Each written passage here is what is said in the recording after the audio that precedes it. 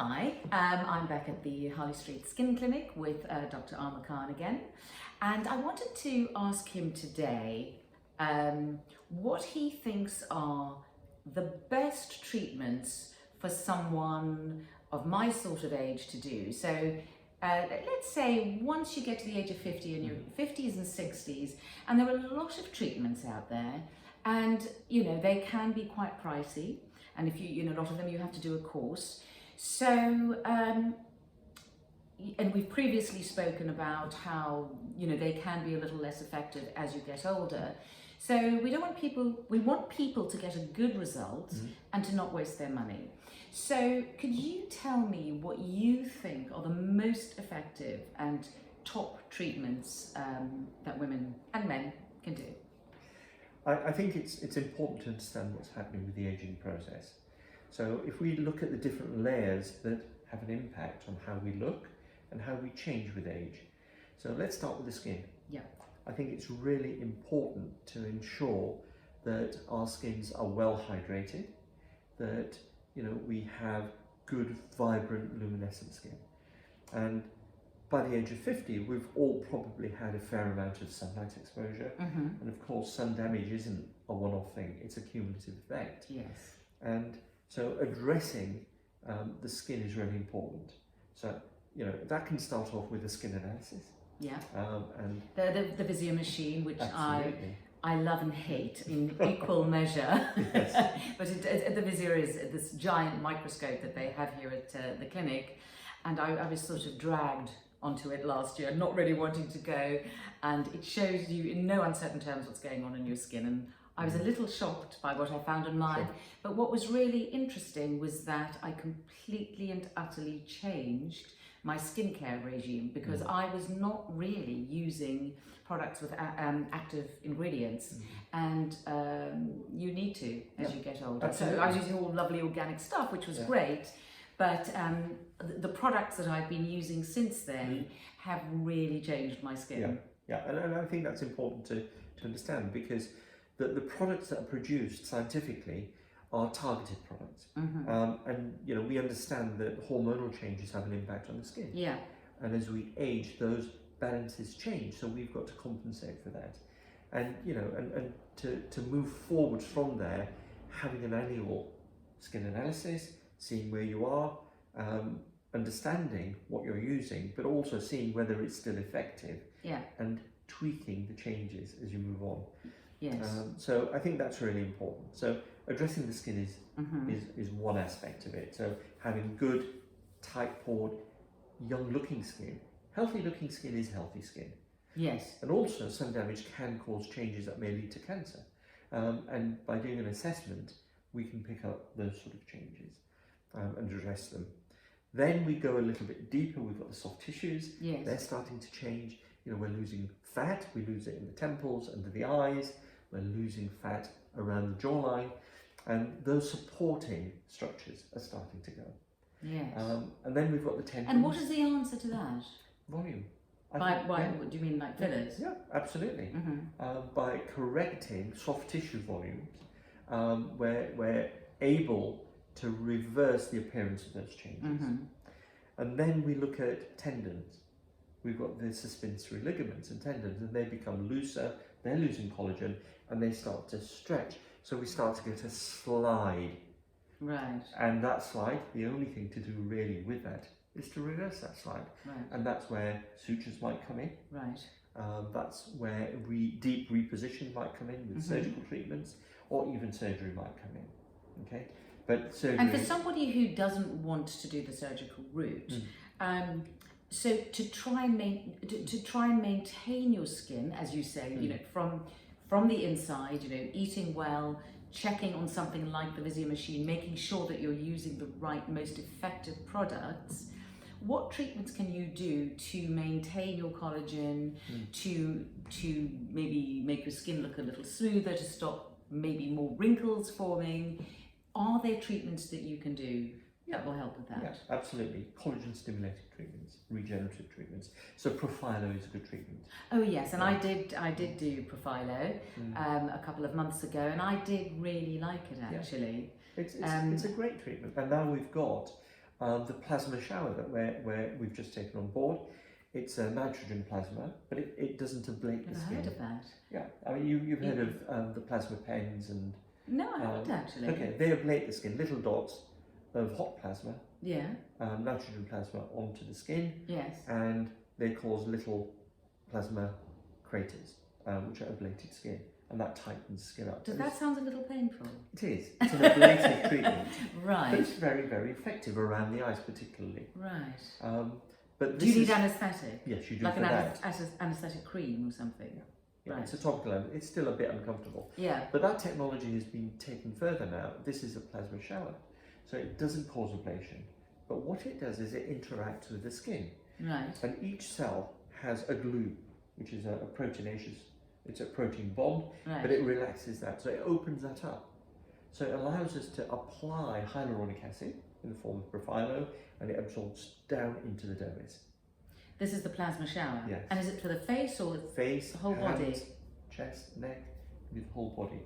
It's Right. great for treating acne, it's great for aging skin, Right. where it allows us to deliver the products, and they can be serums, it can be vitamins, it can be hyaluronic acid. And the nice thing about non-cross-linked hyaluronic acid, in other words, hyaluronic acid which is free-flowing, is that it stimulates type 1 collagen. Right. It's a great collagen stimulator. Now, Right. you know, whether you're 50, whether you're 30, you're going to get collagen stimulation. Right. It may be that when you're 30, Yeah. 80% of your cells are ready to produce collagen. Right. When you're in your 50s, maybe Less. 30%. Yes. Yes. Or 20%, but they're still there. Yes. And you can increase collagen. So it's really good for hydrating and increasing collagen.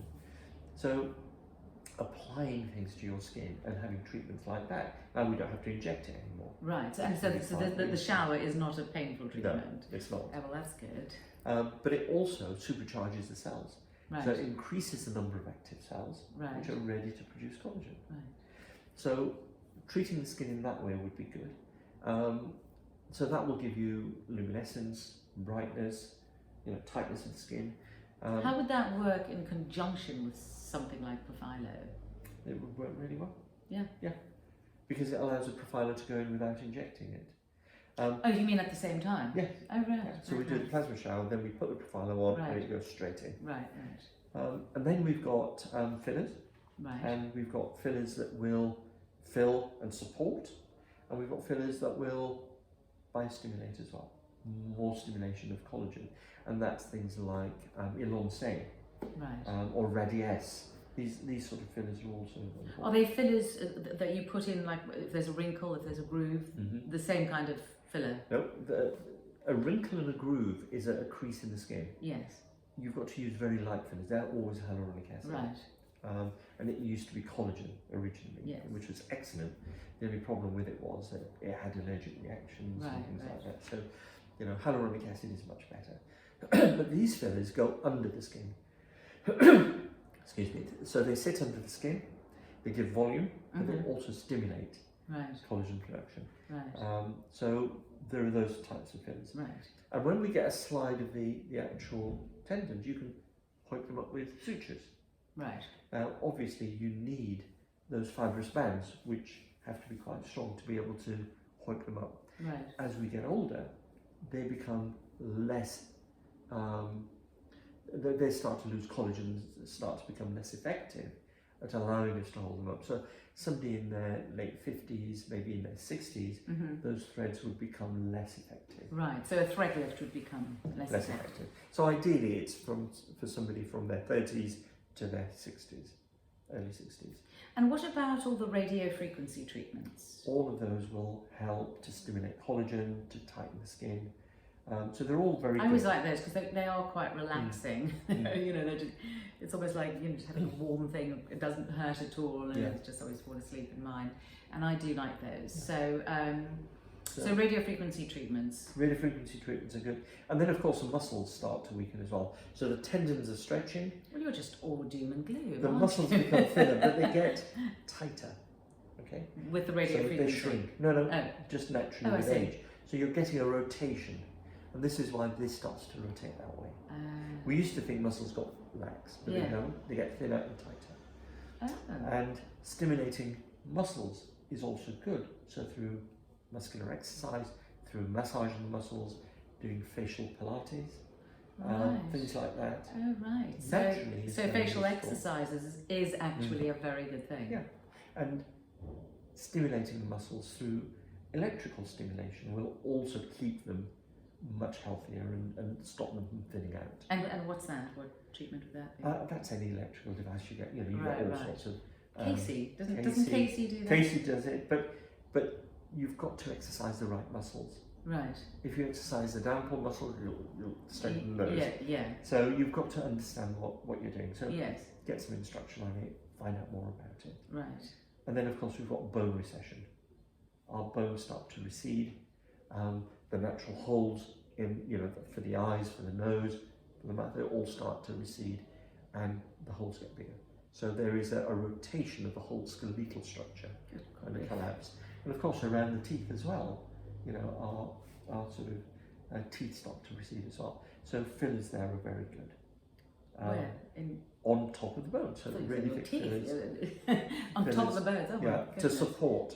Yeah. So when we get nasolabial folds, rather than filling the line, if you just fill the gap here, it takes away about 80% of it. Wow. Very, very simple. Wow. Well, this is a whole new world to me. I think I'm going to stick with my radio frequency and just hope for the best at the moment. Well, it's doing well for you at the moment, isn't it? But thank you. It does sound like there are a lot of options, and if someone is seeing a lot of physical change, that they can bite the bullet, and there are things that they can do which really help. But like yourself, what I would recommend is little and often, because if we address them early on, and there is good evidence as well now to show that if you have regular fillers, you don't just fill and stimulate the tissues. There are two types of collagen. You actually, the act of injecting the fillers stimulates type 3 collagen, which is fibrosis, which is found in scar tissue. So what you have is, you actually have a structure, a substructure of very thin type 3 collagen along those lines, which builds up over years, that holds everything up and prevents that slide. I think that possibly, and maybe this is an old thing that doesn't happen with new fillers, but I do remember seeing on some people who regularly got fillers, for example, down there, that they began to get scar tissue. That's right.